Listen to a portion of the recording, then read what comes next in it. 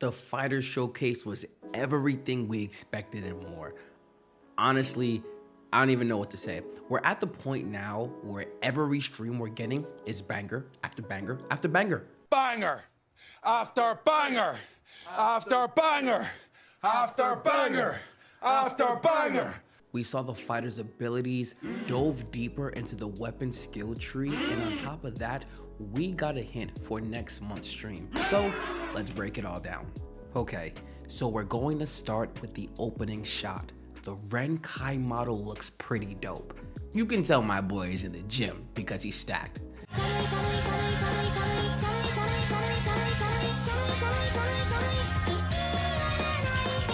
Now, the armor that he's wearing as well looks really good. From what we've seen, especially these last few months with the Tower of Carfin armor sets, I have no doubt that we'll continue to get a variety of sets that will look great.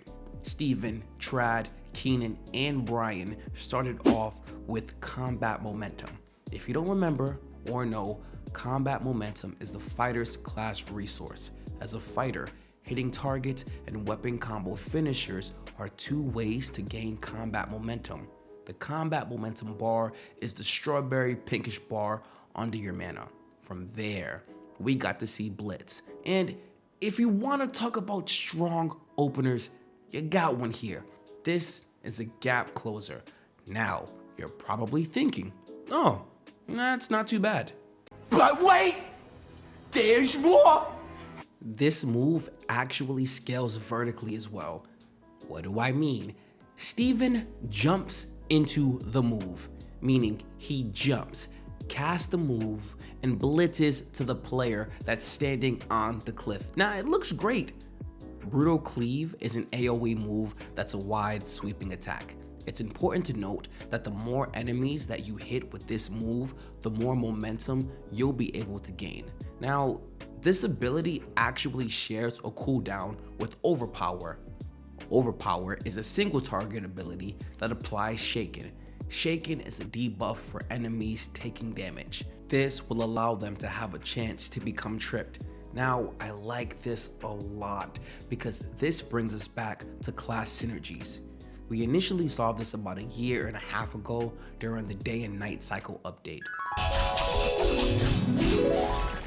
I set them up for a stun. Nice. Perfect. Now talk to me a little bit about why that stun just happened. I set it up with Whirlwind, and it applies the staggered effect, and Chains of Restraint will stun any targets under the staggered effect. So right now that's one particular synergy, but as the game continues to come together and we see more and more abilities, there will be all kinds of ways to set up that outcome.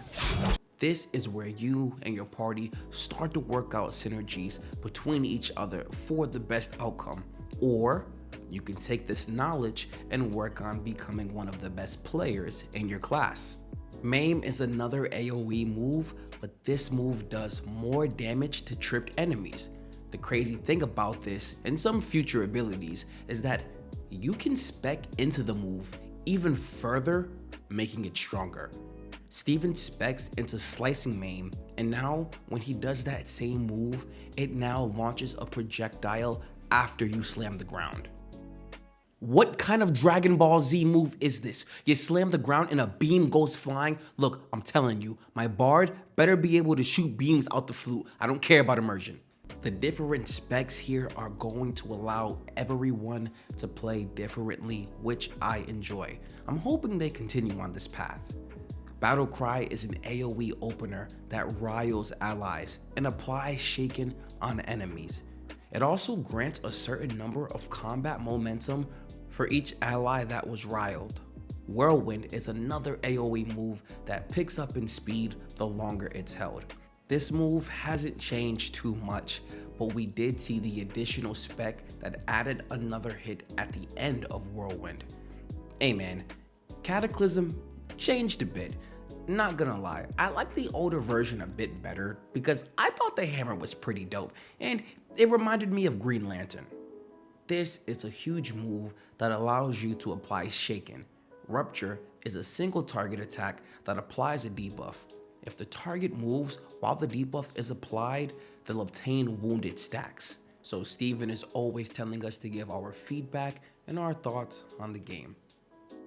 I don't like the blood. NANI? I think it's a bit too much. I'm not saying I'm against having blood in the game. I just think the animation is turned up way too high. I think if we turn it down a few notches, it'll even out and it'll fit in much better right now. But if we're taking the immersion into account still, then we need to look at this. And I'm sure that this is happening because it's in Alpha 2, but that's just my opinion on the blood. I mean, come on, dog. This guy bleeds out like 100 gallons and he's still running around like it's sweet. In this case, I think less is more. Crippling Blow is a single target ability that applies snare. I'm sure this will be used in a ton of varying situations going back to synergies. Lethal Blow is an ability that does more damage the lower your target's health is. This is going to be a move you're going to want to end with after chaining together a ton of abilities.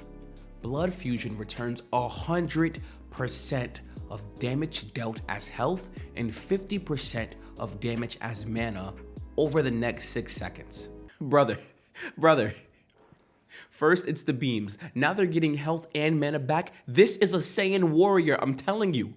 So, as you can see, Steven has dealt damage, but he's getting back that same number in health and half of that number for mana. Lunging Assault is a move that spends your combat momentum that allows you to dash and attack your target. Leap Strike is another Dragon Ball Z type move. It's a gap closer that does AoE damage. We then got into forms, which are very similar to the Ranger's hunts and marks. The fighter has 3. Form of Ferocity, which grants 2% attack speed per 10 combat momentum. Steven goes from 86.9 attack speed with no combat momentum to 99.2 attack speed at 61 combat momentum. Form of Clarity increases movement speed, and then Form of Fluidity increases your resistance to stuns. Okay, so the fighter can increase their attack speed, or they can increase their movement speed, or they can become harder to stun. I mean, okay, they have a lot, but I don't think there's any way they have more up their sleeve. Right? Last, but most certainly not least, is an ability called God Mode. God Mode. God Mode. Exert is a move that combines all of the forms together. Combine your combat momentum rapidly, gaining 20% increased attack and movement speed and immunity to disabling effects while active. From there, Steven and the crew went through Oakenbane Keep and fought some mobs. The gameplay looks great and challenging. We're continuously reminded that you're better off making friends to go throughout the world. They touched on the weapon skill tree again, and I will say, I feel that having too many options can be a bit overwhelming for newer players and players who are new to the genre, so hopefully they'll have something that can be in place for those who may feel overwhelmed when jumping in. I believe that the amount of customization for class abilities, weapons, mounts are all going to provide a huge skill gap for most, and only those who are really throwing themselves into the game, trying to learn as much as possible, will come out on top. Steven and Maggie confirm that we'll see the Tauren God Spike next month. Now that's one of the artifacts, and that's used for certain war declarations in Vera. What did I tell y'all? They're coming out the gate swinging. Every showcase leading up to Alpha 2 is gonna be heat.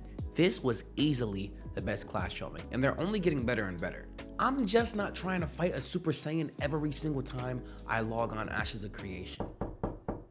Hold on. Y'all hear that knocking? Hey, it's me, Goku! For real?